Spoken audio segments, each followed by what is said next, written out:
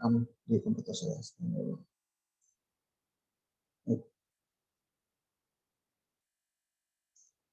Baik teman-teman, kita masuk ke materi utama di pertemuan pertama ini, yaitu ada konsep audit dan ABK.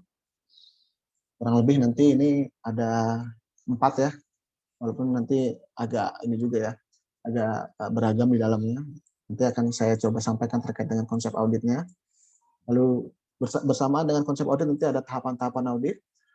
Lalu nanti ada peralihan dari mana audit yang tradisional atau akuntansi yang tradisional yang mungkin masih mengacu pada pembukuan gitu ya, ketika sudah terpapar oleh teknologi, memanfaatkan teknologi pada sistem akuntansi, nanti muncul kebutuhan akan pengendalian aplikasi yang nanti akan berimplikasi di auditnya adalah keperluan untuk menerapkan TABK gitu ya.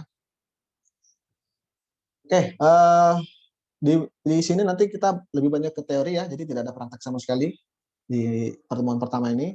Jadi saya wajar kalau mungkin nanti agak membosankan gitu ya, karena ini hanya ngomong aja nih saya. Tapi nanti kalau teman-teman di pertengahan atau di akhir, mungkin di awal ya, pokoknya selama penyampaian materi yang saya lakukan ternyata ada yang kurang jelas atau ada pertanyaan, silakan saja disampaikan. Saya tidak keberatan kalau dipotong di tengah-tengah gitu ya, karena itu akan lebih menghidupkan suasana kelas dan diskusinya. Baik, untuk memahami suatu konsep, penting bagi kita untuk mempelajari terkait dengan definisinya terlebih dahulu. Bentar, kalau saya pindahkan ini ke sini, penutupan nggak atasnya? Enggak, Pak. Enggak ya? Enggak. Oke, sebentar. Oke, definisi yang saya ambil, teman-teman, saya ambil dari ini legend di bidang akuntansi. Karena ternyata senior-senior saya di kantor sehingga salon 2, salon 1 menggunakan referensi dari Aren saya dari zaman mereka mungkin kuliah dahulu, sampai saya pun waktu masih di stand dulu.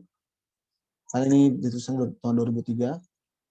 Arens mendefinisikan audit sebagaimana tertulis ya, pengumpulan dan evaluasi bukti tentang informasi untuk menentukan dan melaporkan derajat kesesuaian antara informasi itu dan kriteria yang telah ditetapkan. Saya yakin teman-teman sudah melalui mata kuliah audit ya, jadi saya tidak terlalu mendalam terkait dengan audit. Tapi mungkin saya akan singkat-singkat saja, dan kebetulan juga situ sudah saya bold, ada 4 kata di situ. Oh, 5 kata.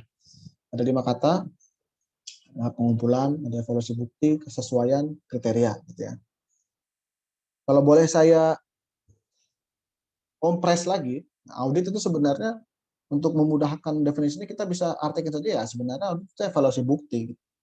Jadi kegiatan audit itu sebenarnya evaluasi bukti. Namun untuk dapat mengevaluasi bukti, tentu kita memerlukan bukti itu sendiri gitu kan. Maka dari itu ada pengumpulan buktinya terlebih dahulu. Jadi pengumpulan bukti itu termasuk dalam satu paket kegiatan audit. Jadi untuk mengevaluasi bukti dibutuhkan juga proses pengumpulan buktinya. Lalu dalam rangka melakukan evaluasi, tentu kita memerlukan satu satuan pengukuran ya. Kita contoh aja misalnya yang mengevaluasi apa aja gitu ya. Misalnya Mas Aziz mau mengevaluasi kecepatan internetnya gitu ya. Oh, Mas Aziz mau ngecek ke internet handphonenya ini, providernya ini cepat atau lambat nih. Mungkin Mas Aziz pakai ukuran sendiri ya. Ukuran Mas Aziz, pokoknya kalau saya YouTube nggak pernah buffering, itu udah lulus gitu ya, udah cepat gitu internetnya. Itu ukuran Mas Aziz, boleh silakan. Atau Mbak Ines punya ukuran sendiri nih. Misalnya kalau internet cepat itu Pak, itu kalau saya nonton Korea nggak pernah nge-lag gitu misalnya. Nonton drakor nggak pernah nge-lag. Saya mohon maaf nih kalau ternyata Mbak Ines nggak nonton drakor ya, ini contoh aja. Nah, itu boleh juga jadikan satu ukuran gitu ya. Atau mungkin ada satu lagi contoh, Mas Adrian, saya pokoknya untuk mengevaluasi, kalau saya disuruh untuk mengevaluasi kecepatan internet saya coba aja Pak main game online gitu ya di handphone. Kalau saya menang berarti cepat, kalau kalah berarti lambat internetnya gitu kan, nyalahin internet gitu kalau kalah. Nah, itu bisa aja, itu nggak masalah gitu ya. Intinya kan evaluasi itu membandingkan kenyataannya atau kondisinya dengan kriteria masing-masing gitu ya. Namun dalam hal audit, kriteria itu nggak bisa personalize seperti tadi gitu ya, masing-masing. Mas Aziz punya kriteria sendiri, Mbak Ines punya kriteria sendiri, Mas Adrin punya kriteria sendiri gitu kan. Nah, dari itu kriterianya harus disepakati bersama gitu ya. Dalam hal laporan keuangan, kriterianya ada yang tahu nggak apa yang dipakai untuk mengevaluasi bukti pada saat audit laporan keuangan? Silakan kalau ada yang tahu, saya hitung sampai 5 dalam hati tapi.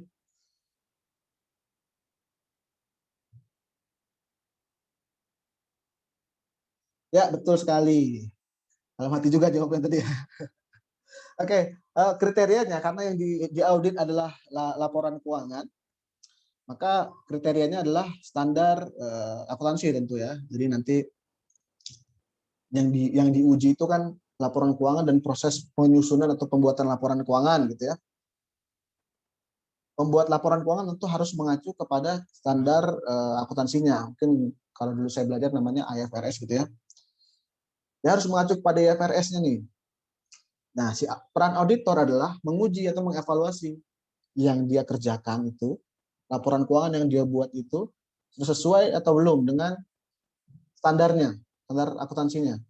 Membandingkan itu saja. Maka dari itu yang dilakukan oleh atau satuan pengukuran yang digunakan oleh auditor adalah standar. Gitu. Maka definisi ini bisa kita artikan semuanya bahwa dia mengumpulkan terlebih dahulu, lalu dievaluasi menggunakan evaluasi tersebut secara sederhana adalah menguji kesesuaiannya dengan kriterianya. Gitu ya.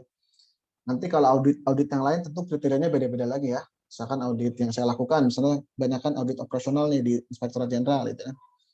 Karena yang diaudit adalah kegiatan operasional, kebanyakan nanti kriterianya adalah peraturan-peraturan atau SOP gitu ya. Apakah misalnya petugas pajak dalam misalnya melayani atau melaksanakan tugas di kantor pajaknya sudah sesuai dengan SOP yang ditentukan oleh direkturnya, direktur jenderalnya. Kurang lebih kalau operasional seperti itu. Namun kalau laporan keuangan lebih terstandar ya, tidak begitu variatif dalam pelaksanaannya. Pokoknya sudah sesuai atau belum dengan IFRS-nya misalnya seperti itu. Nah, yang di bawah ini mungkin saya akan skip saja untuk mempersingkat waktu. Ini juga mungkin aksesoris aja nih di slide supaya agak banyak gitu ya. Mungkin teman-teman bisa dibaca atau ya dipahami. Intinya nih saya ambil dari Undang-Undang Nomor 5 tentang tahun 2011 tentang akuntan publik. Saya mungkin beri highlight sedikit di sini ya, yang agak beda dengan yang lain. Di sini ada salah satu kalimatnya itu adalah ya, audit itu untuk memberikan keyakinan yang memadai. Ini mungkin sudah dibahas juga di pelajaran audit ya, bahwa di sini adalah statement atau pernyataan bahwa audit itu tidak memberikan keyakinan yang penuh gitu. Jadi misalnya tadi audit laporan keuangan, auditor dengan laporan hasil pemeriksaan atau laporan hasil auditnya memberikan keyakinan kepada stakeholdernya bahwa nih laporan keuangan perusahaan ini sudah saya periksa kesesuaiannya dengan kriterianya. Ya. Adapun nanti hal-hal yang tidak sesuai sudah saya laporkan di pengecualiannya misalnya atau di temuan-temuannya. Gitu ya. Itulah memberikan keyakinan kepada stakeholdernya. Namun apakah itu bisa meyakini memberikan keyakinan full gitu ya, keyakinan penuh? Tentu tidak gitu. Karena audit itu adalah kegiatan yang tidak menyeluruh. Apalagi audit laporan keuangan itu kan biasanya dilakukan di akhir atau setelah laporan keuangan itu disusun gitu ya, atau kita banyak menyebutnya sebagai post audit gitu. Tentu dia tidak bisa melihat seluruh proses penyusunan laporan keuangan yang mana disusun diantaranya dari proses-proses transaksi setiap harinya gitu ya. Apakah dia bisa menjamin bahwa seluruh proses dari A sampai Z itu semuanya sesuai dengan standarnya? Nah, itu tidak bisa dipastikan oleh kegiatan yang baru dilakukan setahun yang akan datang gitu ya. Maka dari itu klaimnya yang digunakan oleh auditor dari hasil pekerjaannya adalah untuk memberikan keyakinan yang memadai. Gitu kira-kira. Jelas ya? Kita lanjut ya. Oke, ini langsung saja kita ke tahapan audit. Jadi kita tidak membahas audit terlalu panjang. Langsung saja ke tahapannya. Ini pembagian tahapan tentu ada perbedaan antara satu sumber dengan sumber yang lain. Di sini saya coba buat 4 pembagian seperti ini. Yang pertama perencanaan. Maaf, saya minum dulu.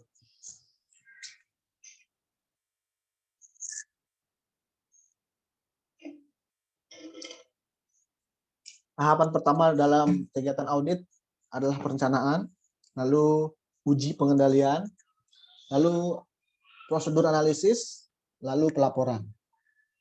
Ini kalau ada yang mau hafalin boleh, enggak juga boleh, karena saya juga enggak hafal gitu ya. Tapi saya paham konsepnya nih. Gini teman-teman, konsep itu lebih penting ya dibandingkan kita tahu apa, kita paham kata per kata ya. Itu sih prinsip saya ya. Jadi di perencanaan itu sebenarnya apa sih dari banyak bacaan ini, ketika kita baca itu apa sih sebenarnya esensinya dari pelaksanaan perencanaan ini atau tahapan perencanaan di audit ini? Secara umum saya bisa katakan seperti ini. Di perencanaan itu adalah tahapan di mana kita memahami klien pengawasan kita gitu atau auditi kita ya. Jadi industrinya seperti apa, lalu risiko-risiko atas industri atau kegiatan bisnis dia itu seperti apa. Lalu nanti kita nilai risikonya ya, kalau risk based audit dari audit berbasis risiko ya. Lalu nanti kita cek tuh prosedur-prosedurnya, apa flowchart-flowchart yang dia punya gitu ya. Kegiatan itu nanti kita sebut sebagai test of design. Jadi kita melihat selama ini apa prosedur-prosedur yang akan kita audit itu seperti apa di kantor tersebut gitu ya. Lalu juga nanti kita bisa melihat apa menilai risiko fraudnya, selanjutnya tentu membuat program auditnya. Jadi ini sebenarnya kayak bagaimana kita memahami auditi kita sebelum kita terjun ke lapangan untuk menguji data-data yang ada di auditi gitu ya. Oke, setelah kita sudah memiliki program audit, lalu kita sudah melakukan test of design. Test of design itu nanti hasilnya, oh dari prosedur ini, dari prosedur misalnya pembuatan katakanlah penjualan gitu ya, sampai sampai disetorkan ya, dari sales order sampai misalnya sampai sampai diterima kasnya gitu ya. Prosedurnya ada 7, nanti saya akan contohkan setelah ini. Prosedur dari 7 prosedur ini apakah sudah bagus gitu ya? Apakah dari prosedurnya aja udah ini mah berisiko Pak, kalau prosedurnya begini mah bisa dimaling gitu ya, atau bisa salah catat gitu ya. Nah dari hasil itu nanti kita uji itu. Kalau misalkan dari prosedur-prosedur sebenarnya sudah ada nih, sudah ada pengendalian itu maksudnya kayak pencegahan gitu ya, pencegahan terjadinya suatu risiko gitu ya, misalnya oh risikonya katakanlah ini bisa salah catat Pak, oh sudah ada kok pengendaliannya misalnya. Ini ada pengendaliannya di prosedurnya adalah ada review dari atasannya gitu ya. Nah, pengendalian-pengendalian yang kita identifikasi pada test of design ini akan kita uji lagi di test of control ini. Test of control ini menguji sederhananya seperti ini. Apakah pengendalian yang tadi sudah dibilang ada tuh di test of design itu beneran dijalankan gitu ya, atau beneran berfungsi. Kalau dia sudah berfungsi ya bagus gitu. Kalau belum berfungsi berarti kan ada masalah gitu ya. Maka dari itu biasanya hasil dari test of control yang kurang memuaskan perlu dilakukan substantif test teman-teman. Ini adalah tahap selanjutnya. Yang ini sudah mulai mendalam nih. Nanti juga menguji asersi-asersinya gitu ya. Misalnya nanti akan saya berikan contohnya setelah ini ya. Intinya yang ingin saya tekankan dari konsep atau tahapan audit ini adalah keterkaitan antara test of design, test of control, dan substantive test. Kalau prosedur analisis ya ini lebih lanjut lagi ya kalau misalkan kita mau mengaudit kasnya gitu ya. Nanti kita minta dokumen-dokumen yang terkait dengan kas diminta gitu ya. Auditor kan biasanya minta-minta aja tuh, minta dokumen. Dokumen minta bukti gitu ya. Nanti diperdalam lebih lanjut di prosedur analisis. Kalau pelaporan, filosofinya atau esensinya, pelaporan ya intinya ini adalah penutup dari satu kegiatan audit. Nanti kalau ada bukti-buktinya yang tadi sudah ditemukan di uji pengendalian atau prosedur analisis, dirapihkan lagi gitu ya, dirapihkan. Lalu hasil auditnya yang nanti akan dituangkan pada laporan itu direview lagi. Jadi audit itu adalah kegiatan yang berjenjang ya reviewnya, dari mulai ketua tim, pengendali teknis, namanya bisa beda-beda ya kalau di Itjen, ketua tim, pengendali teknis, pengendali mutu, sampai nanti ada inspekturnya. Jadi lumayan berjenjang, maka sebelum laporan audit itu diterbitkan, maka harus diyakini dulu bahwa kegiatan audit yang dilakukan ini sudah sesuai dengan yang semestinya. Lalu selain tadi menyiapkan segalanya untuk final gitu ya, untuk finalisasi, akhirnya setelah sudah final diterbitkanlah laporannya. Setelah diterbitkan nanti dikomunikasikan dikomunikasikan itu maksudnya diserahkan lah ya. Dan tentu dijelaskan. Jadi audit itu nggak cuma selesai audit, laporannya jadi, laporannya dikasih ke klien pengawasan, enggak ya. Perlu ada komunikasi dulu. Biasanya kalau di Itjen bentuknya dalam bentuk exit meeting gitu ya. Jadi kita nanti memaparkan ini loh Pak hasil audit kita Pak, gitu misalnya. Ini loh temuannya misalnya. Nah, itu bisa disampaikan ke klien auditnya atau ke komite audit dan komite auditnya. Gitu ya. Kalau ada komite audit ya, karena tidak semua perusahaan atau semua instansi punya komite audit. Baik, demikian. Ada pertanyaan sampai sini? Oke, saya lanjut ya. Nah, kita akan perdalam lagi teman-teman.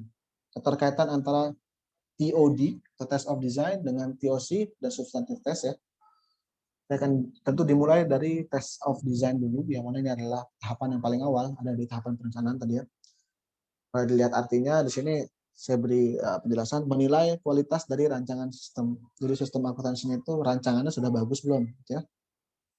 Bisa dilihat dari SOP-nya, bisa dilihat dari flow chart-nya, petunjuk teknis, dan sebagainya ya. Nanti untuk mengidentifikasi nih area-area yang kuat dan area-area yang lemah gitu. Oh, yang kalau prosedur begini kayak saya tadi bilang ya, kalau prosedur seperti ini mah gampang dimaling Pak, gampang dicurangin sama petugasnya misalnya. Contoh di sini saya kasih contoh kasus tadi ada 7 prosedur, ini prosedur penjualan ya. Yang nomor 1 ini saya ganti aja nih. Nih, staf penjualan menerima sales order dari pelanggan gitu ya. Jadi si staf penjualan ini kalau ada pelanggan yang mau beli, dia terima ordernya, lalu dia juga yang memeriksa ada nggak barangnya di gudang gitu ya, atau di catatan gudang. Kalau ada nanti dia terbitkan invoice. Tapi di sini di prosedurnya sudah ada misalnya prosedur pengendaliannya. Setiap penerbitan invoice, sales ordernya harus diarsipkan misalnya. Contoh pengendaliannya. Nanti kita nilai ini cukup nggak gitu ya. Setelah prosedur tersebut di nomor 4, nanti pelanggan langsung membayar ke staf penjualan itu ya, secara kas lagi, secara tunai gitu ya. Lalu si staf penjualan itu tadi nanti yang mencatat di sistem di sistem akuntansinya atas penjualan gitu ya. Oh, telah terjadi penjualan sekian gitu ya. Lalu nanti dia sendiri yang menyetor uangnya ke rekening bank. Lalu setelah beberapa hari atau beberapa periode, nanti ada staf keuangan nih yang melakukan rekonsiliasi sales ordernya dengan invoice, dengan saldo rekeningnya. Ada ketidaksesuaian nggak? Ya. Nah ini sebenarnya salah satu mekanisme atau prosedur pengendalian juga. Tapi apakah cukup? Cukup nggak kira-kira teman-teman kalau prosedur pengendalian seperti ini? Cukup ya. Jadi sangat berisiko ini. Dari desainnya aja sudah, oh ini sih gampang diakalin nih ya, dalam tanda kutip ya. Karena itu di sini auditor mungkin berkesimpulan seperti ini. SOP mungkin mengisyaratkan prosedur pengendalian telah disediakan pada nomor 3 dan 7. Namun prosedur yang ada itu berisiko atas ketidaksesuaian nilai sales order yang dibayarkan dan yang disetorkan ke rekening perusahaan gitu ya. Jadi secara sederhana mungkin ya bisa aja ini staf penjualannya bikin invoice sendiri gitu ya. Terus dia misalnya harganya 100, dia bikin invoice sendiri 200 gitu ya. Nanti yang disetorin ke rekening cuma 100 gitu ya. Itu contoh-contoh diantaranya risiko fraudnya. Oke, ini dari test of design, jadi menilai seperti itu ya, rancangannya seperti apa. Lalu misalkan setelah itu auditor melakukan nih yang namanya test of control gitu ya. Untuk informasi teman-teman bahwa tidak perlu nih dari test of design, test of control dulu baru substantive test. Bisa aja dia langsung gitu ya. Kalau misalkan kasusnya, nah ini parah banget, nggak ada kontrol gitu, atau kontrolnya lemah banget, langsung aja substantive test itu boleh ya. Tapi dalam pembelajaran ini kita coba satu persatu ya, kita asumsikan bahwa auditor melaksanakannya berurut gitu ya. Setelah di tes desainnya, lalu test of controlnya. Karena tadi yang diisyaratkan oleh standar operating prosedurnya adalah prosedur nomor 3 dan 7 yang include pengendalian internalnya, prosedur pengendaliannya, maka test of control menguji apakah pengendalian yang ada berjalan sebagaimana mestinya nih. Oke? Tadi kan pengendaliannya adalah setiap invoice yang diterbitkan, sales ordernya harus diarsipkan gitu kan. Nah, dicek aja benar nggak jumlah sales order sama invoice, jumlahnya sama nggak gitu ya. Kalau nggak sama kan berarti ada yang salah nih, nggak berjalan nih kontrolnya. Harusnya dia diarsipin sales ordernya, ternyata nggak diarsipin. Itu contohnya. Lalu untuk kontrol yang nomor 7 nih. Ini kan kontrolnya udah udah ke belakang gitu ya, dilakukan rekonsiliasi gitu ya. Bener nggak nih, dijalankan nggak rekonsiliasinya? Misalkan ditulis di sini, rekonsiliasi harus dilakukan 3 hari sekali misalnya. Bener nggak ada laporan rekonsiliasi 3 hari sekali gitu ya? Nah itu contoh yang dinamakan test of control. Dijalankan nggak kontrol yang ada gitu ya? Nah saya asumsikan di kasus ini, auditor menguji pengendalian pada nomor 3 dan memeriksa kelengkapan sales order, menguji apakah jumlah invoice yang diterbitkan sesuai dengan jumlah sales order yang diarsipkan, lalu dan selanjutnya seperti saya tadi sampaikan. Oke, saya lanjut ke substantif test, apa bedanya? Oke, kita asumsikan berdasarkan test of design dan test of control hasilnya kurang berkenan gitu ya, kurang baik lah, artinya masih berisiko sistemnya, maka perlu dilakukan substantif test. Substantif test ini teman-teman, yang diuji adalah substansi risikonya. Mungkin di sini kita identifikasi risikonya ya adanya misalnya ya invoice fiktif gitu ya, atau penggelapan uang gitu ya, atau ya penyelewengan kas dan sebagainya gitu ya. Maka auditor coba menguji itu. Di antaranya untuk menguji itu ya dia coba aja, dia ambil dokumen sales ordernya, lalu dia ambil daftar invoice-nya, lalu dia ambil misalnya rekening korannya gitu ya, dia cocokkan. Oh, ternyata sales ordernya ada 10 gitu ya, invoice-nya ada 20. Nilainya invoice-nya 200, yang disetorin ke rekening cuma 100 gitu ya. Berarti kan di situ dia menemukan suatu anomali atau temuan ya. Nah, itulah yang ditemukan pada saat tahap substantif test. Kira-kira udah kebayang teman-teman ya perbedaannya antara test of design, test of control, dan substantif test. Ada yang masih kurang jelas? Saya kalau menanya gini saya hitung dalam hati 5 detik ya. Jadi kalau ada yang mau silakan secepatnya gitu ya, karena kita sudah malam nih. Takutnya saya terlalu malam.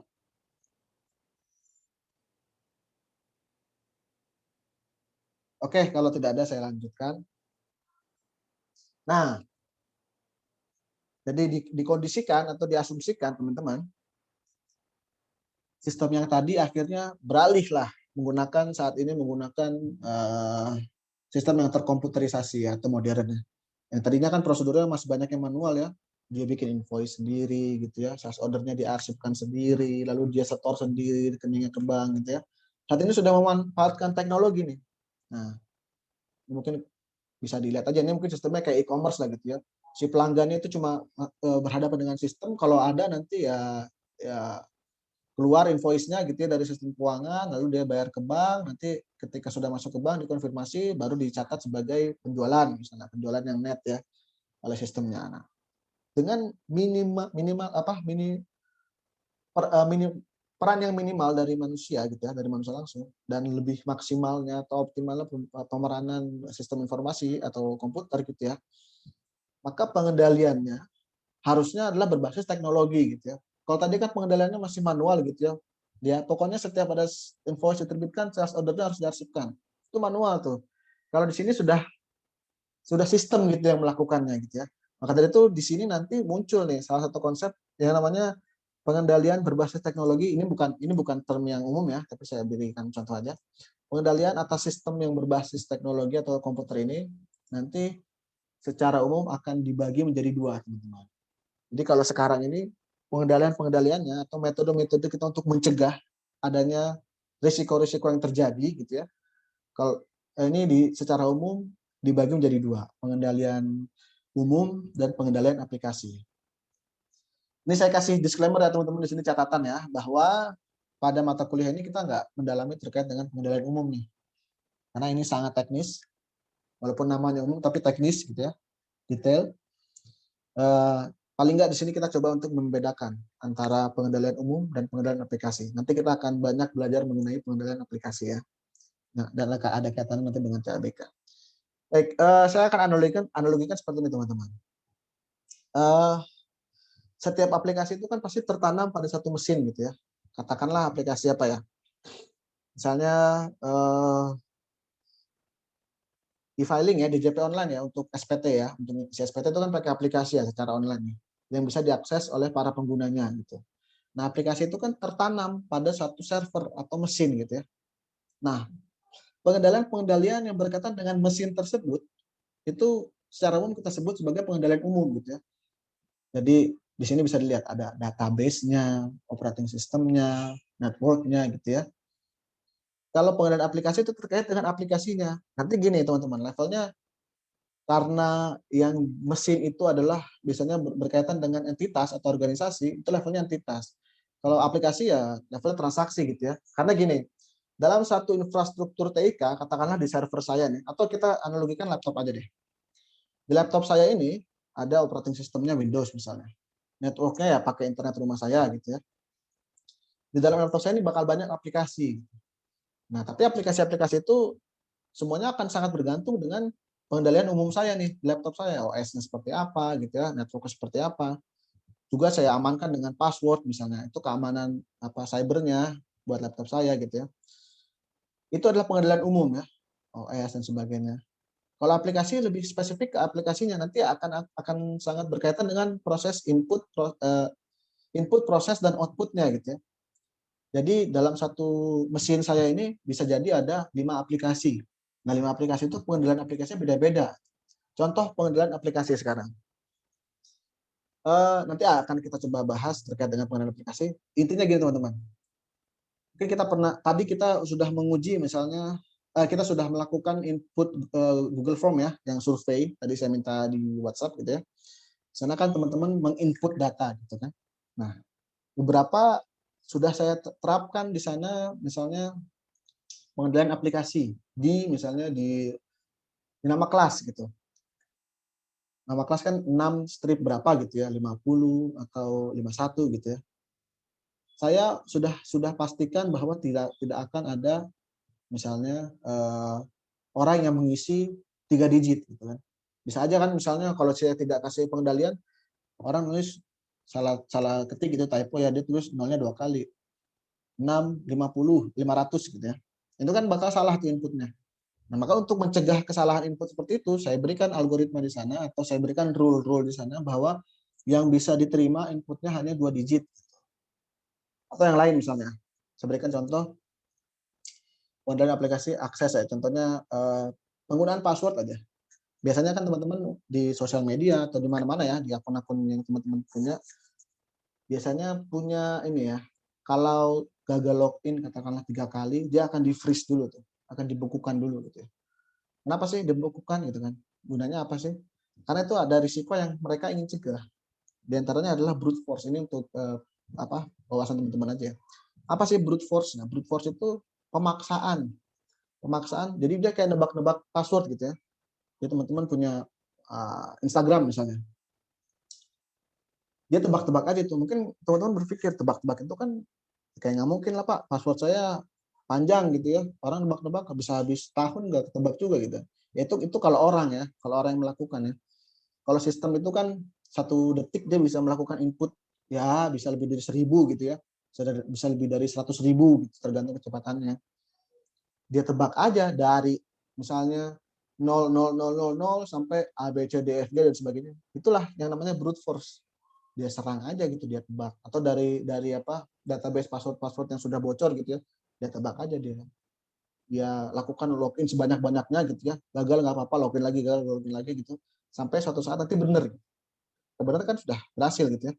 Dan itu risikonya luar biasa dan itu masih mengancam terus ya yang namanya brute force ya. Maka untuk mencegah adanya brute force, si pengembang aplikasi membuat suatu prosedur pengendalian bahwa kalau login itu gagal 3 kali, dia misalkan diblokir gitu ya. Kalau di bank kan agak strict gitu ya. Kalau PIN-nya gagal 3 kali diblokir. Untuk mencegah biar orang tuh nggak ngasal gitu nyoba-nyoba PIN-nya gitu ya. Itu salah satu jenis pengendalian aplikasi yang diterapkan. Itu di tingkat aplikasi ya. Jadi dia bukan di mesinnya ya, bukan di networknya, bukan di database, tapi di logika aplikasinya aja gitu ya. Oke, gimana teman-teman?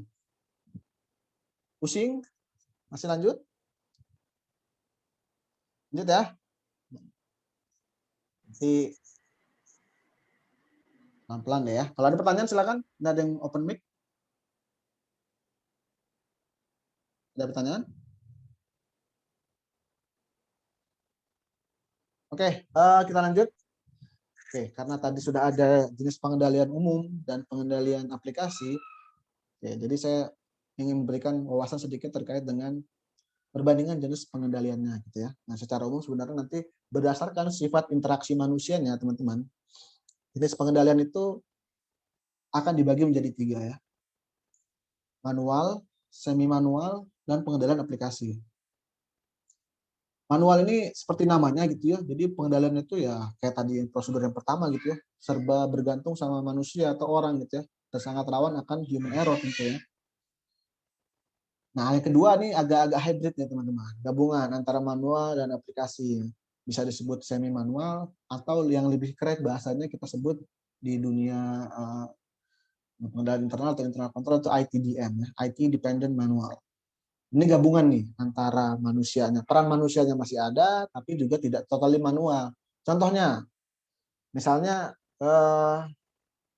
setiap penjualan ya yang diterima oleh sistem e-commerce misalnya, tetap harus di approve oleh staffnya gitu ya. Jadi nanti datanya aplikasi gitu ya masuk, tapi tetap harus di checklist dulu sama ininya, sama staffnya gitu kan. Atau misalnya dari sisi yang saya lakukan sekarang misalnya, saya ini dapat absen itu sudah otomatis nih, sudah aplikasi gitu ya, dapat data absen, tapi konfirmasi atas data absen teman-teman itu tetap harus saya confirm, tetap harus saya tekan iya gitu, tetap harus saya otorisasi. Tidak semata-mata setelah absen langsung diterima gitu kan. Nah, itu diantaranya adalah jenis pengendalian yang disebut ITDM atau semi manual. Jadi sudah berbasis aplikasi namun masih ada peran orang di sana. Nah, selanjutnya yang totally otomatis teman-teman, pengendalian aplikasi ya. Jadi ya andaikan misalnya setelah diinput data absen teman-teman udah nggak perlu diapa-apain lagi ya, sudah masuk langsung ke dalam sistem lain-lainnya gitu ya. Nah, itu nanti mungkin ada prosedur tertentu tuh yang perlu ditambahkan terkait dengan aplikasi kalau yang dimaksudkan apa yang dimau prosedurnya bukan bergantung pada manusia lagi ya. Banyak ya contoh pengendalian aplikasi yang otomatis, contohnya yang tadi seperti saya sebutkan yang password misalnya, setiap file attempt ya loginnya, file login attempt ya nanti akan diblok misalnya atau diberikan pause dan sebagainya gitu ya. Itu berdasarkan sifat interaksi manusianya ada 3. Oke, kalau tadi berdasarkan sifat interaksi manusianya, sekarang berdasarkan tahapannya, teman-teman. Nah, ini ada input, ada proses, ada output. Jadi ada pengendalian di fase input, ada pengendalian di fase proses, ada pengendalian di fase output. Gitu ya. Di fase input, tadi kita juga sudah sempat bahas bahwa misalnya untuk login ke sistem LMS gitu misalnya harus menggunakan NPM gitu ya. Atau untuk mendaftar gitu ya harus menggunakan NPM. Jadi kalau kita nanti inputnya pakai apa nama gitu ya, itu nggak bisa tuh. Atau ketika kita mau misalnya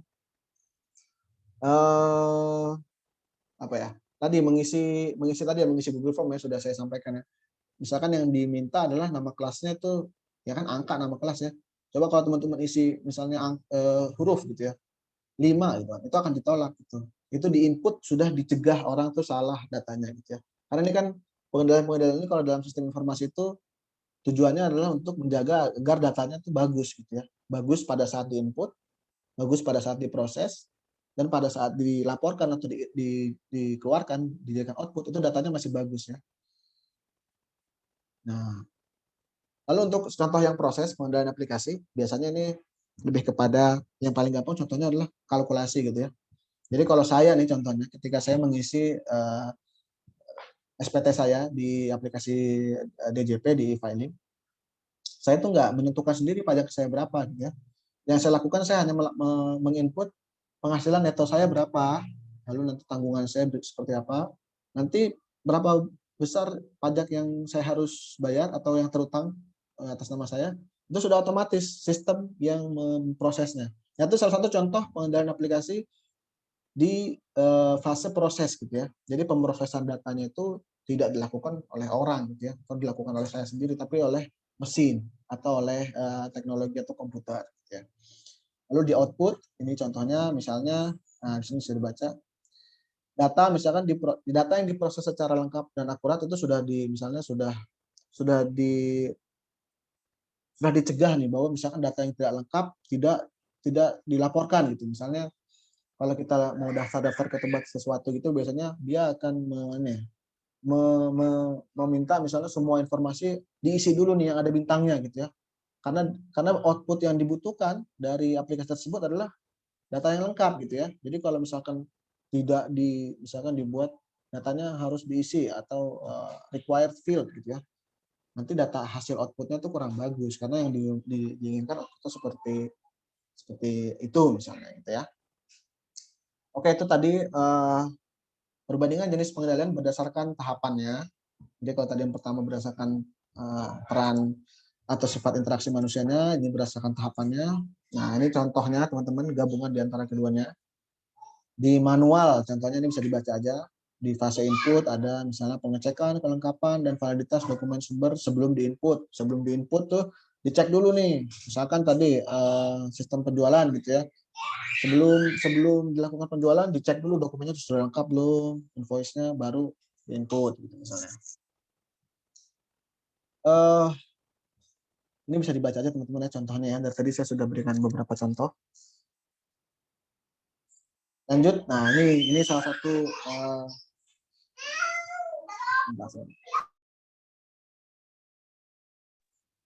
oke, ini salah satu contoh aplikasi dari Direktorat Jenderal Pajak ya, yang digunakan oleh wajib pajak biasanya. Nah, kita akan mengidentifikasi di sini kurang lebih ada 5 jenis pengendalian teman-teman, pengendalian aplikasi. Contohnya, misalnya yang nomor 1 ya, di sini terlihat ya kotaknya abu-abu nih, menandakan ini nggak bisa diisi sama wajib pajak gitu ya. Nama wajib pajak, alamat, kode pos ini nggak bisa diisi nih. Yang bisa diisi hanya NPWP-nya. Ini adalah salah satu pengendalian untuk input bahwa jangan sampai gitu ya. Misalnya dia ngisinya NPWP-nya nomornya ini, tapi namanya orang gitu ya. Misalnya harusnya NPWP 123 tuh punya PT ABC gitu. Tapi karena dia perlu diisi semuanya, bisa jadi nanti dia typo gitu. NPWP-nya 123 dia isi namanya AB doang, kurang C gitu ya. Nanti datanya jadi kalau mau direkap jadi kurang bagus gitu ya. Kok satu NPWP ada beberapa nama gitu. Seolah-olah satu NPWP dimiliki oleh lebih dari satu perusahaan. Padahal kan nggak boleh. Nah, jenis pengendalian yang nomor 1 ini disebut sebagai reference atau table lookup. Jadi nanti si aplikasi ini mencari sendiri nih. Ketika penggunanya memasukkan nomor NPWP-nya atau NPWP-nya ya, nomor pokok wajib pajaknya, nanti secara otomatis dia akan mengisi, oh namanya ini gitu ya, nama wajib pajaknya ini gitu. Itu secara umum terkait dengan reference table lookup ya, pengendalian aplikasi diantaranya. Lalu yang nomor 2, ini seperti tadi saya sampaikan terkait dengan fase proses pada pengendalian aplikasi. Jadi si wajib pajak ini tidak perlu mengisi nilai pokok sebagainya ini sudah by system dihitung sudah pajak dan sebagainya sudah dihitung oleh sistem, itu prosesnya jadi tidak perlu dihitung sendiri. Lalu saya coba satu lagi terkait dengan drop down teman-teman. Biasanya untuk jenis-jenis jawaban yang atau data yang memang sudah dikelompokkan atau diseragamkan. Contohnya misalnya gender ya, karena kita mau mengisi aplikasi itu kan biasanya ada gender gitu ya.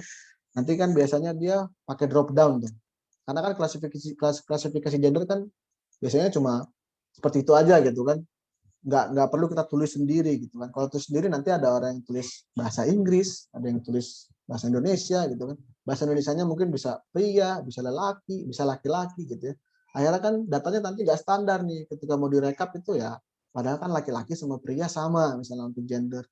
Jadi seolah-olah berbeda. Nah, untuk melakukan keseragaman itu, maka biasanya dibutuhkanlah drop down list. Ini salah satu jenis pengendalian aplikasi di fase input biasanya. Nah, ini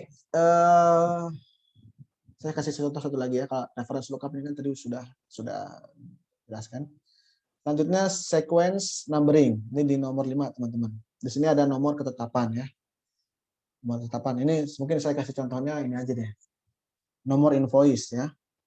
Nomor invoice itu kebijakan perusahaan misalnya harus berurutan dong ya. Setiap ada penjualan ya nomornya berurutan. Penjualan pertama nomor invoice-nya 1, penjualan kedua invoice-nya 2 dan sebagainya ya. baiknya untuk hal-hal yang sequence seperti itu, yang berurutan seperti itu, dia tidak di-input sendiri tuh nomor nomor invoice-nya misalnya atau nomor ketetapannya kalau aplikasi ini. Dia sudah di-generate oleh mesin gitu ya. Jadi yang membuat nomornya ini adalah mesin gitu. Tidak dia input sendiri. Karena kalau input sendiri kan risikonya macam-macam ya. Bisa jadi misalnya nomor invoice tadi, nomor invoice nomor invoice 12 bisa jadi misalkan lupa nih yang tukang inputnya. Yang terakhir tadi nomor invoice 12 apa 11 ya? Akhirnya dia input 12. Padahal 12 kemarin udah dia input gitu kan. Jadinya nomor invoice 12 itu ada dua, ada lebih dari satu gitu kan. Jadi fatal lah ibaratnya ininya ya, pengendaliannya. Nah itu contohnya teman-teman. Contoh pengendalian aplikasi ini tentu banyak ya teman-teman. Sekarang hampir semua aplikasi, bukan hampir ya, memang seharusnya semua aplikasi itu punya pengendalian aplikasi masing-masing. Nah, Gojek lah, ya Grab lah, termasuk yang e-commerce itu pasti punya pengendalian aplikasi masing-masing yang dia spesifik ke proses ke proses input, proses dan outputnya. Nanti mungkin teman-teman bisa cek sendiri itu. Kalau misalkan di aplikasi Gojek kita harus misalnya accept dulu, baru nanti kita harus isi menunya dulu, baru nanti bisa pesan gitu kan. Kalau enggak ya ngapain gitu. Misalnya tukang ojeknya datang ke datang ke restoran, mau pesan apa Pak? Nggak ada nih, nggak di input apa-apa gitu kan. Itu kan nggak mungkin tuh jadinya kan. Maka dia harus ada pesanannya dulu, baru bisa dikonfirm. Nah itu kan salah satu jenis ini ya, pengendalian aplikasi. Oke, demikian. Ada pertanyaan sejauh ini teman-teman?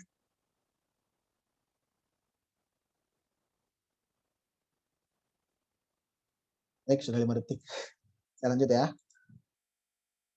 Nah, balik lagi nih. Tadi kan konsekuensi, kalau tadi itu kan konsekuensi transformasi sistem akuntansi ya. Jadi muncullah pengendalian aplikasi atau pengendalian umum ya. Ini di sini kita coba telaah konsekuensinya dari sisi audit, teman-teman. Jadi kalau si sistem akuntansi tadi sudah terkomputerisasi, auditor seperti apa nih sikapnya itu transformasinya seperti apa? Itu kan harus mengikuti ya. Nggak mungkin kalau misalnya sistem akuntansinya sudah full sistem gitu ya, auditornya masih jadul, masih saya maunya meriksa dokumen Pak gitu kan. Ya, datanya sudah di sistem Pak, di print aja semua. Ya itu nggak masuk akal lah ya kayak gitu ya. Nanti ternyata transaksinya banyak, ya sehari ada 100, dia minta print setahun ya udah jadi tumpukan kertas yang mungkin nggak bakal mungkin juga dia periksa semua gitu kan jadinya. Maka itu auditor pun perlu melakukan penyesuaian. Di sini diantaranya konsekuensinya yang saya sampaikan adalah tadinya untuk sistem yang tradisional teman-teman ya, katakanlah ada transaksi lalu dilakukan pembukuan ya dari jurnal, buku besar dan sebagainya sampai menjadi laporan keuangan, itu auditor perlu mengecek dokumen-dokumen fisik ya, karena prosesnya kan manual ya. Nanti ada misalkan vouching atau tracing dan sebagainya. Sedangkan ketika sistem itu sudah terkomputerisasi seperti ini, ya jadi sistem akuntansi sudah terkomputerisasi, datanya aja yang kita minta gitu ya. Jadi dia nggak terlalu bergantung sama minta dokumen-dokumen fisik deh. Jadi misalnya ledgernya itu nggak perlu dia fisiknya dia lihat gitu kan, dia cuma minta datanya aja, data ledger seperti apa, data buku besarnya gitu ya. Itu salah satu yang paling signifikan ya teman-teman. Jadi si auditor ini beralih pada data-data elektronis dalam kegiatan auditnya ya. Satu hal lagi teman-teman, ini sama seperti tadi ya. Jadi auditor itu mengevaluasi bukti-bukti dokumen fisik yang dulu nih ya. Jadi selain mengumpulkan, dia akhirnya mengevaluasi bukti-bukti dokumen fisik itu. Kalau dia sudah terkomputerisasi, dia mayoritas akan mengevaluasi bukti-bukti berupa mengumpulkan dan mengevaluasi bukti-bukti berupa data elektronis. Sini saya kasih bintang. Ini perlu. Kalau misalkan nanti teman-teman ada yang mau jadi auditor ya, tapi dari tadi sih cuma satu tuh yang jawab mau jadi auditor ya, mau ke BPK ya. Nggak tahu kenapa Ijen kok nggak laku gitu ya. Kayaknya dulu jadi primadona tuh kalau mau masuk Ijen atau BKF biasanya. Ya apa-apa lah, mungkin kurang endorse-nya gitu ya. Di sini saya coba endorse nanti. Oke, di sini bintangnya adalah pengumpulan bukti dokumen fisik tetap diperlukan nih teman-teman. Jadi walaupun yang diuji data-data elektronis, tapi untuk pembuktian tetap harus dokumen fisik. Kenapa gitu ya? Saya kasih contoh begini misalnya. Auditor misalnya dia buta aja, nggak boleh dokumen fisik, dia pokoknya data aja gitu. Dia cek data penjualan gitu ya. Ternyata ada satu penjualan yang anomali, teman-teman. Biasanya penjualan itu nilainya misalnya antara dari 10 juta sampai 100 juta misalnya. Tiba-tiba satu transaksi di bulan ini gitu ya, ada transaksi nilainya 10 miliar misalnya atau 15 miliar gitu ya. Wah, ini anomali nih, auditor melihat itu kan dari data. 15 miliar nih. Ini insting dia udah berjalan gitu kan sebagai auditor. Ini pasti ada yang nggak beres ini, ada anomali. Dia cek misalnya tadi kan penjualan ya, di rekeningnya, mutasi korannya gitu ya. Di rekening korannya, di mutasi kasnya. Dia lihat nggak ada tuh pemasukan yang senilai 15 miliar gitu ya. Lihat di periode yang sama ternyata yang masuk cuma 15 juta. Wah, dia bilang ini adalah fraud gitu ya, ada kecurangan nih. Langsung dia masukkan ke laporannya, disetor ke audit. Ini ada temuan. Pas dilihat ternyata pas diselidiki oleh auditnya, ini cuma terjadi karena salah input misalnya. Jadi secara substansinya nggak ada salah gitu kan. Cuma ya salah input aja ya. Harusnya 15 juta udah jadi 15 miliar gitu kan. Akhirnya kan malu sendiri tuh ya. Tadinya dia udah bangga-bangga gitu ya. Saya menemukan potensi kerugian negara misalnya 14 miliar sekian gitu kan. Nyatanya dikoreksi, ya ini cuma salah input Pak, bisa dibenerin kok langsung dengan otorisasi misalnya direkturnya gitu kan. Nah malu tuh kayak gitu-gitu tuh. Jadi itu jangan sampai ya kayak gitu teman-teman nanti yang mau jadi auditor, bahwa intinya untuk pembuktian, misalnya tadi ya, prosedurnya ketika dia menemukan satu anomali di data, tetap dia harus lihat dokumen fisiknya gitu ya, sebagai bukti bahwa benar nggak tadi yang 15 miliar itu, misalkan kita minta nih ke auditnya ya, minta dong nomor invoice sekian gitu ya dokumennya, nanti diberikan dokumen, oh ternyata 15 juta salah input gitu ya, nanti kita cek rekening korannya benar 15 juta, oh salah input. Itu mungkin bisa disampaikan juga, cuma tidak menjadi ibaratnya temuan utama ya, mungkin itu kan hanya perbaikan aja, atau nanti konsekuensinya peringatan aja, atau nanti peningkatan pengendalian aplikasi di inputnya dan sebagainya, itu macam-macam ya. Pasti yang ditekankan adalah dengan penerapan TABK ini teman-teman, tidak mengurangi kebutuhan kita untuk melihat dokumen fisik dalam hal pembuktian. Itu ya pesan saya. Oke, lanjut ya.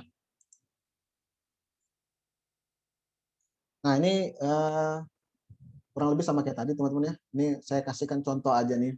Nanti pendekatan auditnya, kalau proses akuntansi itu tanda panah yang lengkap gini ya, dari transaksi dibukukan, laporan keuangan, nanti pendekatan audit secara umum gitu ya, yang terbalik gitu dia lihat laporan keuangannya, dia terbalik gini ya.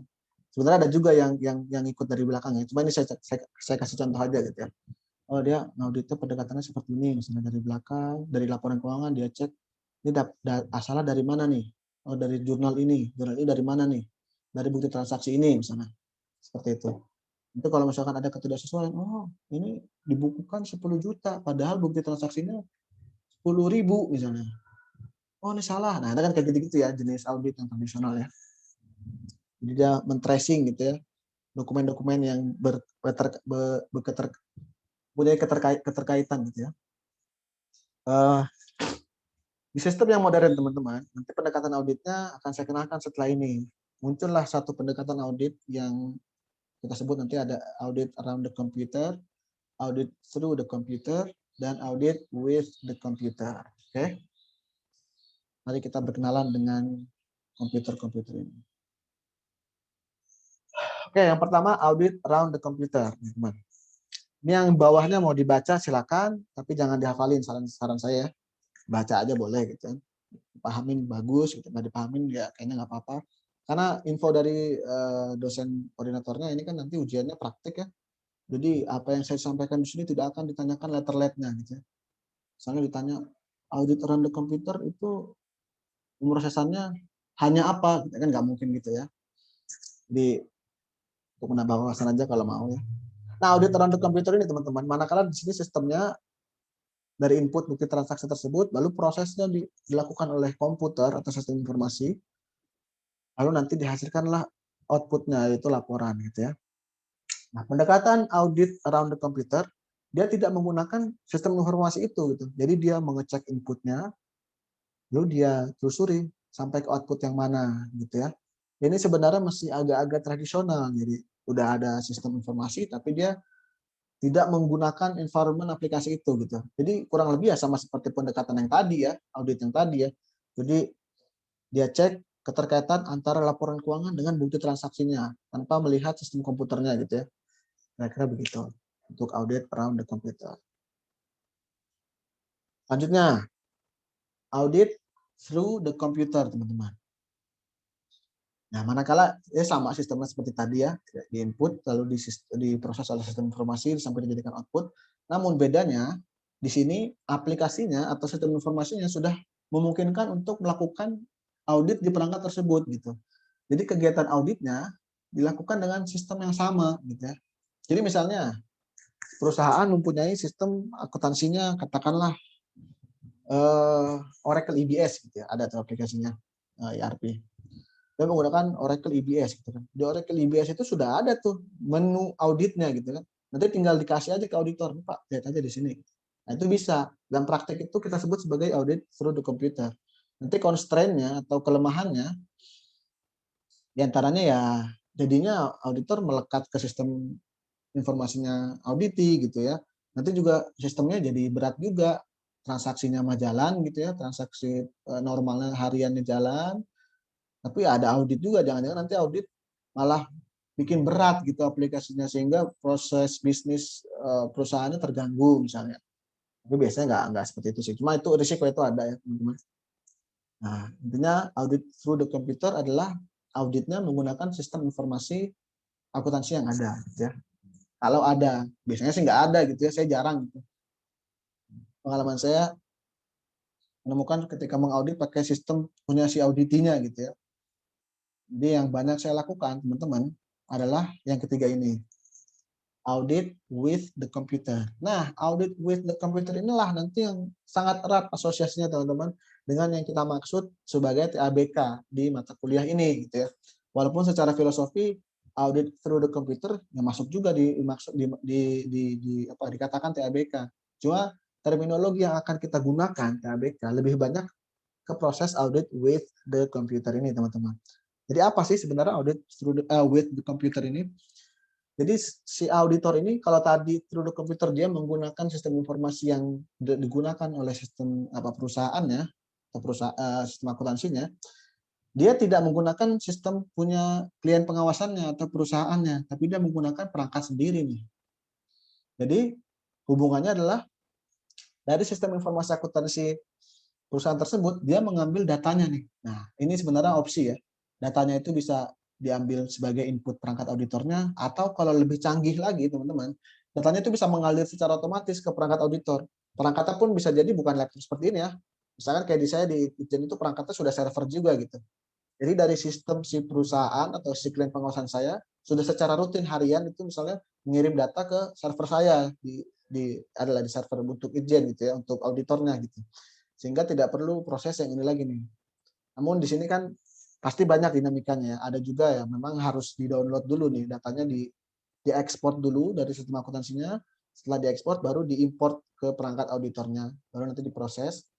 Nah, nanti hasil dari pengujian si auditornya akan dibandingkan dengan outputnya si auditi gitu ya.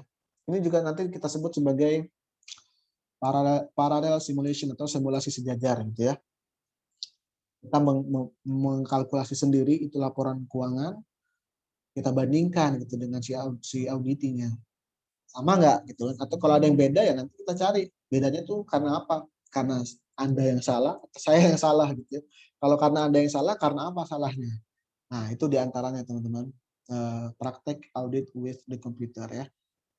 Jadi datanya diekstrak dulu lah berarti gitu ya. Mana? Masih kuat ya?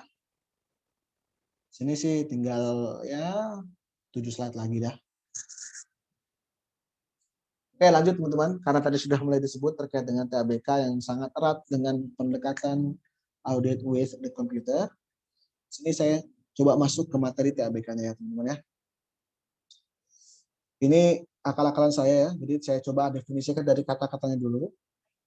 Ini bukan berdasarkan ahli siapa, tapi saya ambil dari KBBI aja nih untuk yang berhubungan komputernya atau komputernya. Teknik audit itu baru saya ambil dari salah satu literatur saya. Oke, TABK saya bagi menjadi dua nih teman-teman, teknik audit dan berbantuan komputer, supaya kita bisa memahami apa sih yang dimaksud dengan TABK gitu ya. Teknik audit jelas ya, di sini terbagi jadi dua ya, ada teknik dan audit. Teknik itu kan secara umum ya cara atau metodologi ya, bagaimana kita melakukan sesuatu. Nah, sesuatunya itu dalam konteks ini adalah audit.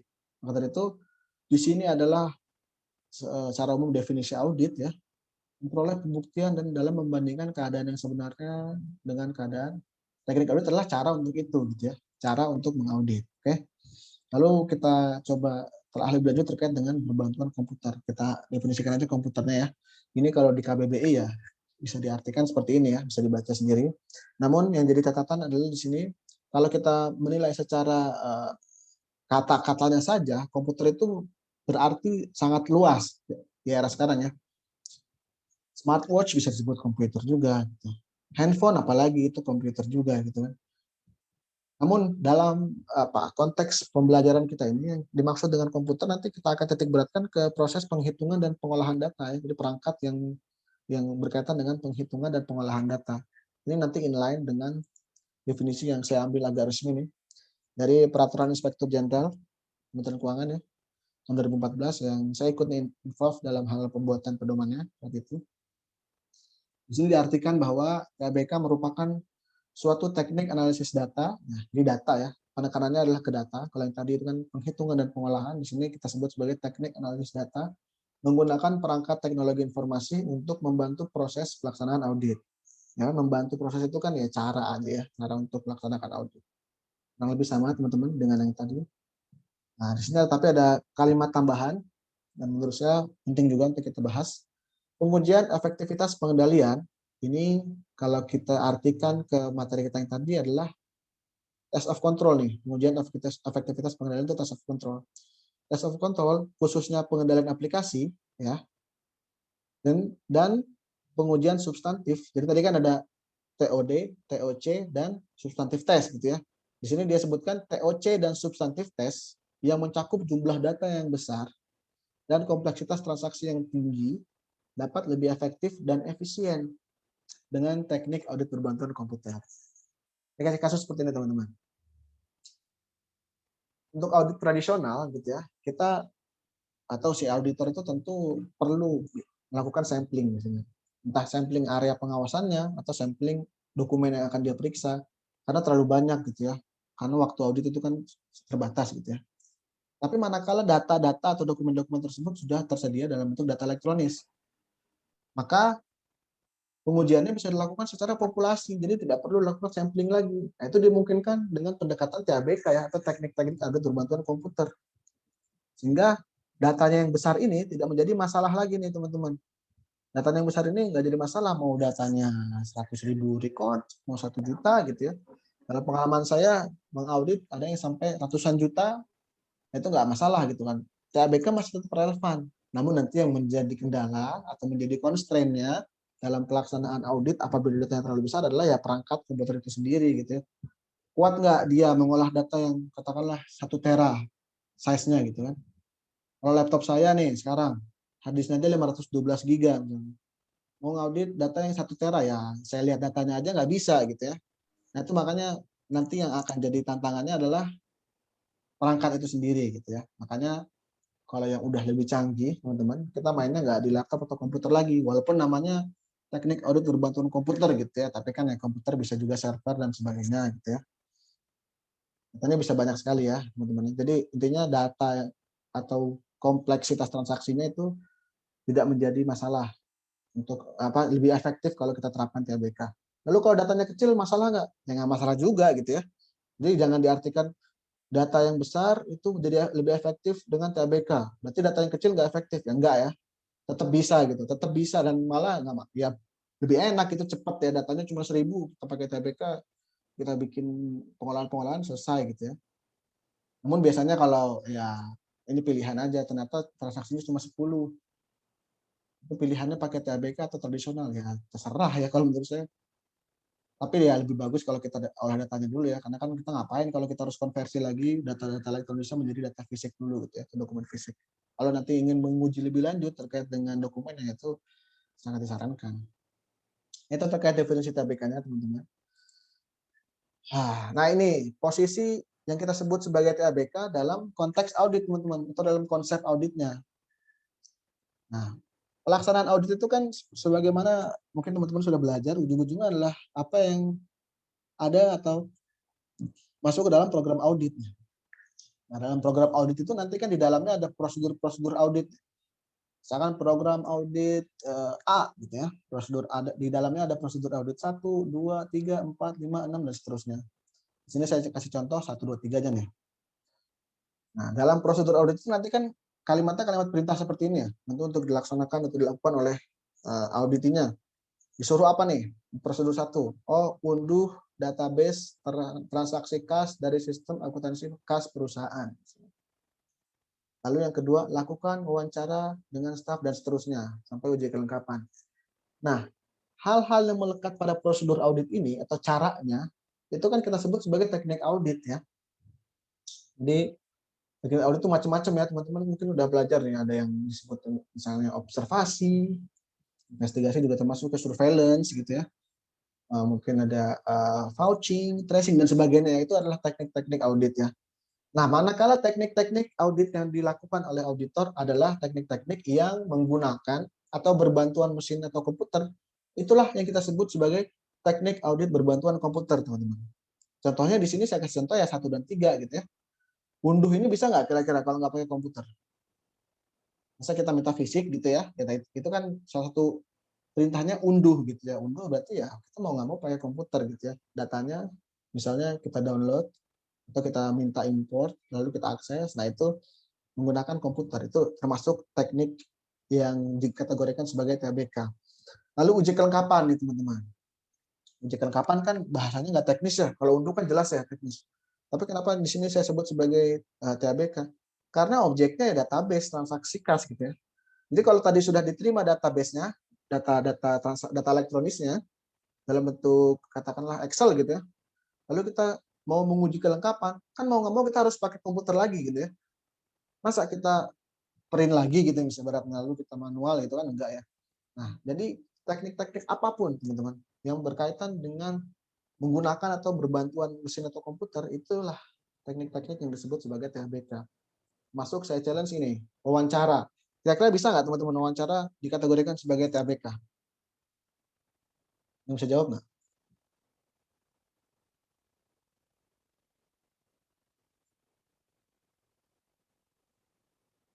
Ya, betul. Bisa ya. Bisa gimana ya? Ini saya menghayal saja karena saya belum pernah ya namanya wawancara kita, karena sebenarnya nggak penting ya kalau kita dikotomikan gitu dalam satu program audit yang lengkap, ini yang TABK, ini yang enggak ya. Kan ujung-ujungnya dalam pelaksanaan audit ya lakukan semua gitu ya. Cuman kan dalam hal belajar kita mengkategorikan ada prosedur atau teknik audit yang memang dilakukan dengan komputer, ada yang tidak. Secara umum ya wawancara kita lakukan tidak dengan komputer ya, kita langsung baru nanti kita catat gitu ya atau kita rekam. Namun misalnya ada yang misalkan ada yang memanfaatkan teknologi dalam hal wawancara, dia wawancaranya dengan mesin aja deh gitu. Cuma sekarang kan udah ada tuh ya yang speech recognition ya. Jadi nanti sudah ada anotasi sendiri gitu. Nanti jadi kita kasih pertanyaan, misalnya kita email, Pak ini silakan jawab, nanti buka aplikasi ini untuk jawab. Ntar dia rekam sendiri gitu ya. Ini dijawab, terus sudah dari hasil rekaman itu langsung jadi itu laporan misalnya notulennya. Nah, auditor tinggal terima notulennya. Nah, itu bisa termasuk teknik audit berbantuan komputer tuh.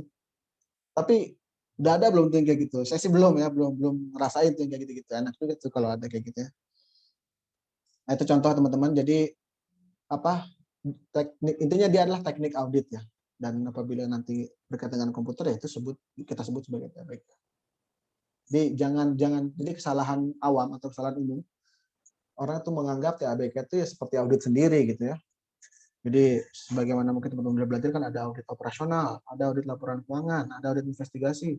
Nanti ada orang yang salah gitu, ada audit TABK gitu. Bukan di situ gitu tempatnya.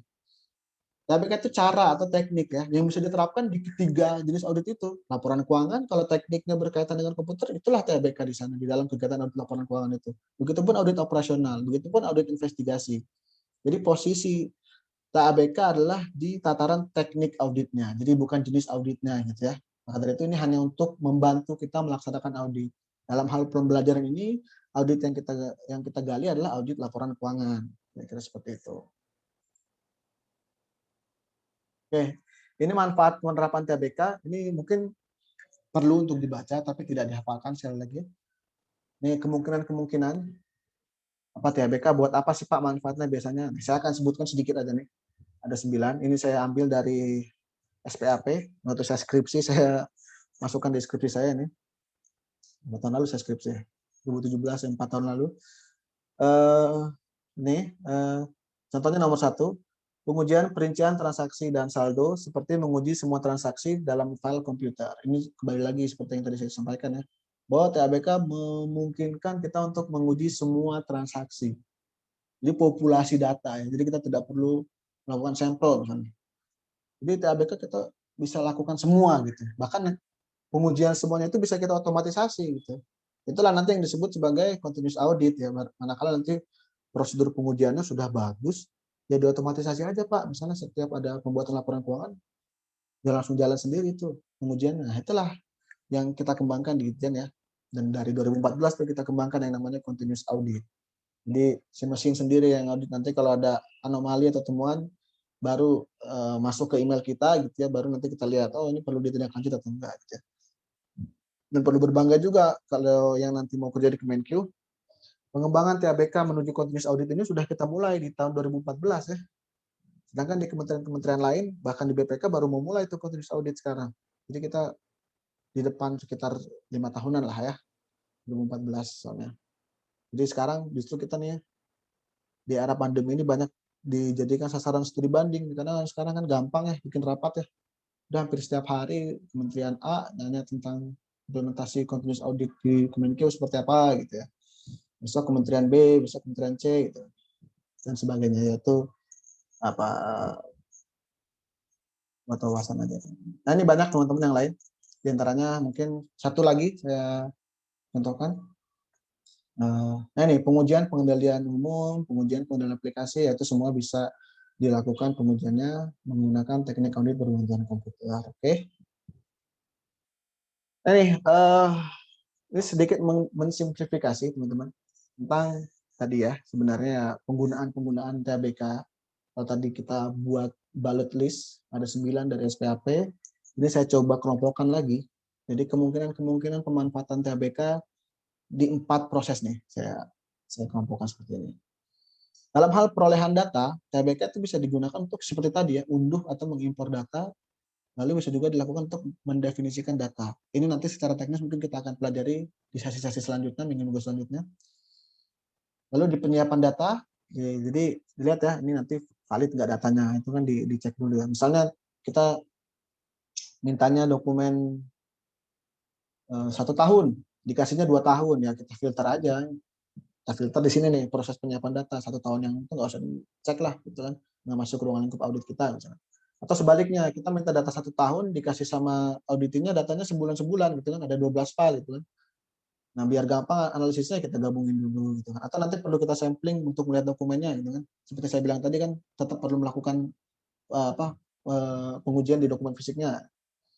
Ini TABK bisa kita coba untuk melakukan sampling, misalkan dokumen apa yang nanti akan kita minta fisiknya gitu ya. Ini contoh penyiapan data, lalu pengujian, nah ini yang penting dan intinya sebenarnya. Saya akan coba bahas sedikit, misalnya TABK digunakan untuk mengidentifikasi duplikasi.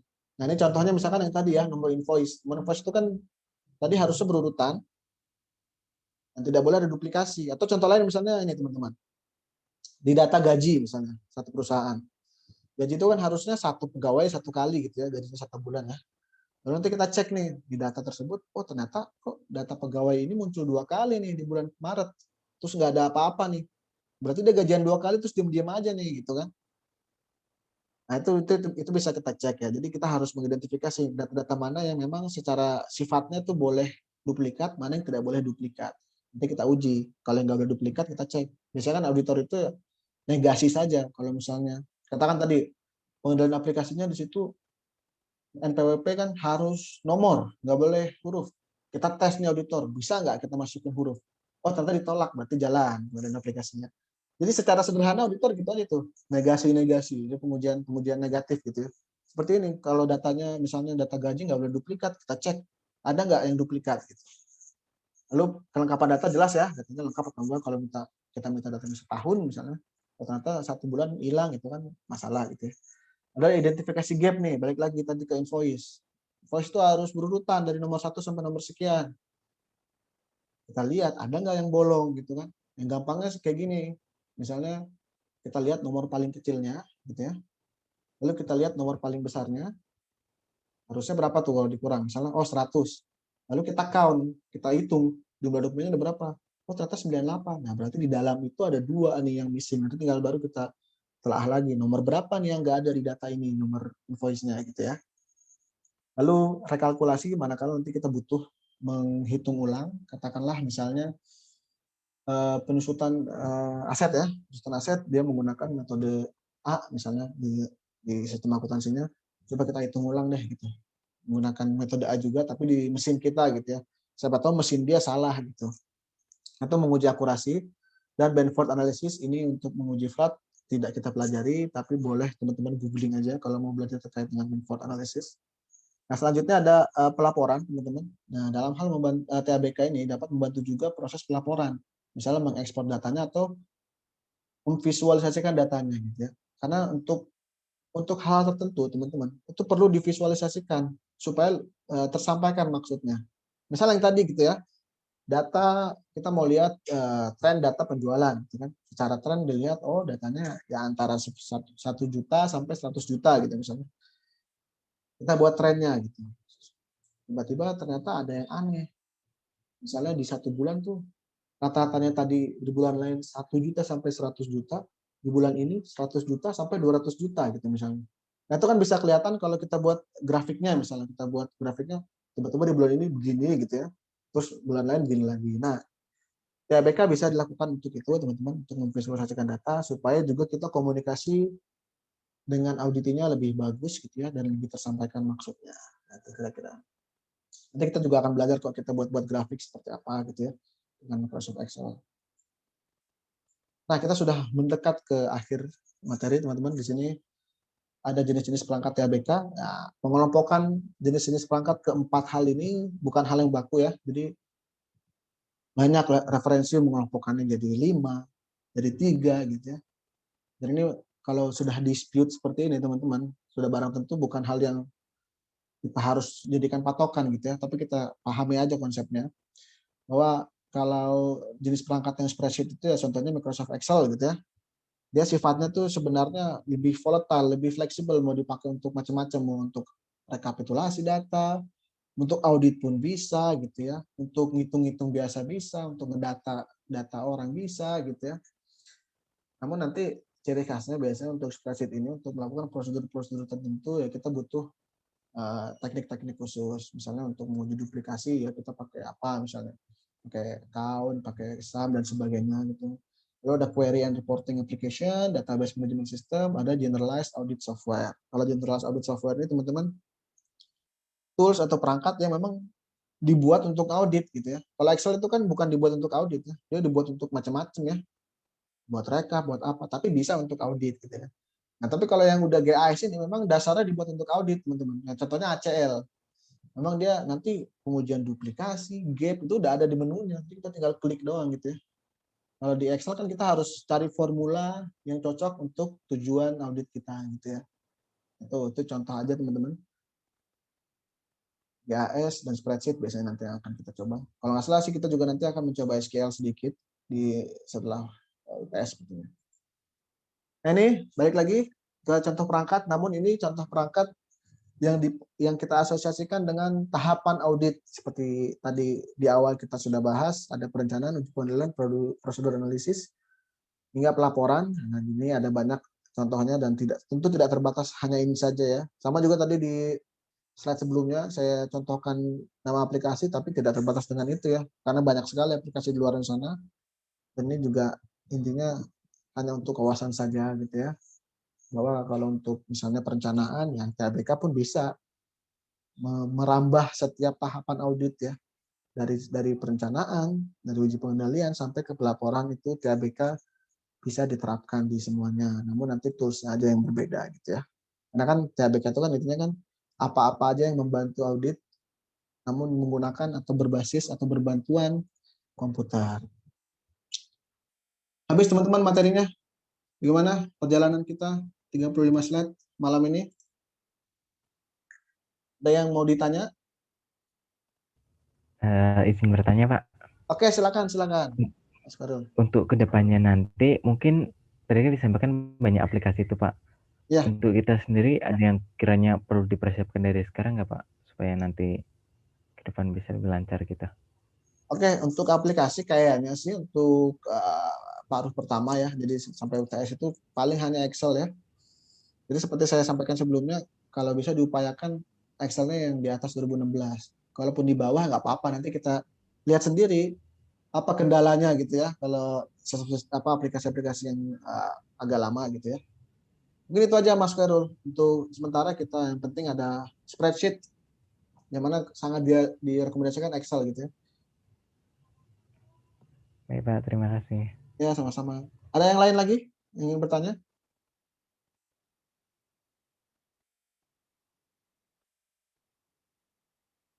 Atau ada yang mau cerita, boleh. Mau curhat. Atau ada yang mau tidur. Udah malam. Gimana teman-teman? Ya, lumayan nih. Slide saya timernya udah 2 jam 6 menit ya. Nggak kerasa. Jadi kalau pertemuan ke depan sudah mulai kita mencoba-coba teknisnya dengan Excel. Mudah-mudahan tidak semembosankan ini ya. Kayak ngomong aja sendiri gitu ya. Tapi penting untuk dipahami teman-teman konsepnya. Jadi jangan sampai salah miskonsepsi nih terkait dengan THBK itu apa sih. Itu aja sebenarnya tujuannya ya. Cuma harus dirunut logikanya dari audit itu sendiri. Ada lagi? Oh ya, absen sudah saya absenkan semua ya. Alhamdulillah nih kita semua lengkap, kompak walaupun kuliahnya malam.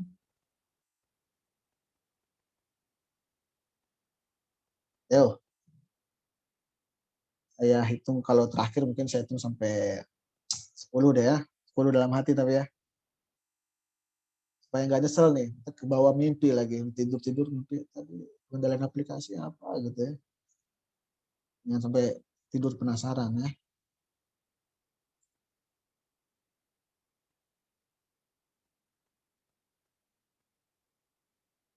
Oke, selamat udah sampai 10. Jadi kalau tidak ada pertanyaan teman-teman, terima kasih sudah menjadi pendengar yang baik di sesi ini. Di yang akan datang, kalau mungkin ada yang mau nyolong-nyolong gitu ya, belajar-belajar materi yang akan datang, sebenarnya tadi di slide sudah ada tuh di bagian itu ya, rencana pembelajaran. Lebih kepada summarize sebenarnya. Nanti mungkin kita akan membahas fungsi di Excel ada 3 kurang lebih, ada consolidate, ada pivot, dan ada sum if.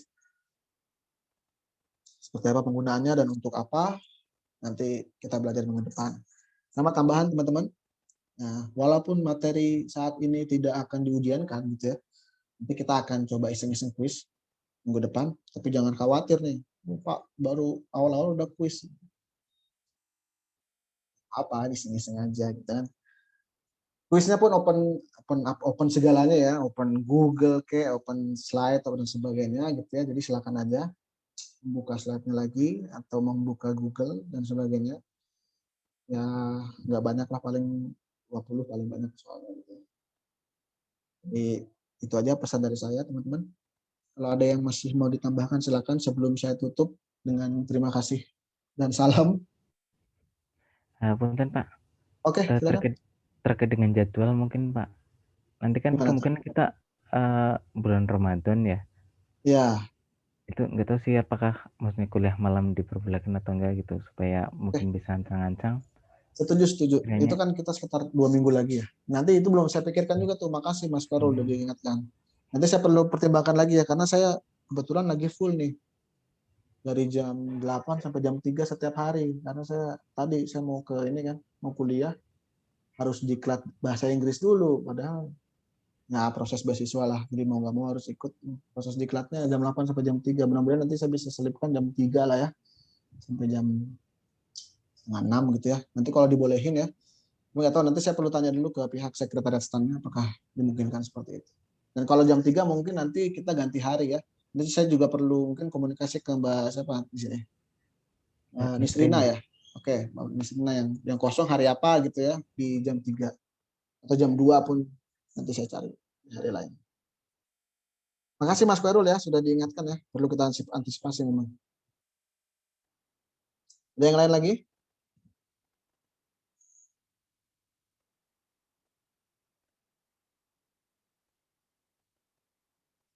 Nah ya, baik. Kalau sudah, saya tutup. Terima kasih semua teman-teman sudah hadir, sudah mengikuti sampai akhir pembahasan kita. Ini saya stop share supaya kelihatan mukanya. Oke, saya ucapkan terima kasih teman-teman sampai akhir lengkap ini ya, hebat luar biasa kelas ini. Nanti kita ketemu lagi di minggu depan, pembahasannya sudah mulai teknis. Untuk yang sekarang saya sudahi saja. Terima kasih. Wassalamualaikum warahmatullahi wabarakatuh. Waalaikumsalam warahmatullahi wabarakatuh. Terima kasih, Pak. Ya, sama-sama.